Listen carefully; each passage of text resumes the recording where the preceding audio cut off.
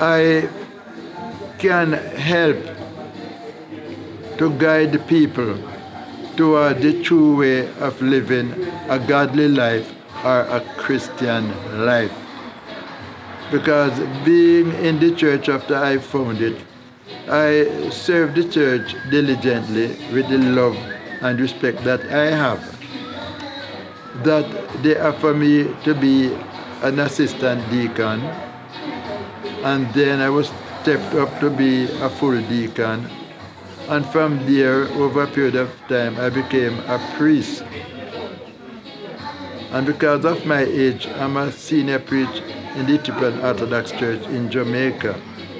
I'm recognized for that. So the whole Rastafarian movement is an eye-opener. That's what I learned. But to be of the fullness of the knowledge of the church, one has to be a member of the church, and then they can look back to see the Rastafarian ways of life out in the public, and they'll be able to correct themselves to make sure that they're on the right track. One cannot just take on Rastafarian for themselves and know everything, because there are many false teaching out there. But being a member of the church, you'll be able to compare, certain things that the Rasta are saying differently from what the church is saying, right?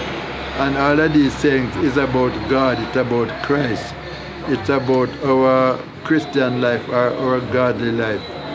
So it is good to know about the Rastafarian movement, and it is good to learn the teaching of the Ethiopian Orthodox Church. And when we make a comparison, we are able to know the truth, nothing but the truth about the life of the Rastafarian and the life of the Ethiopian Orthodox Christian.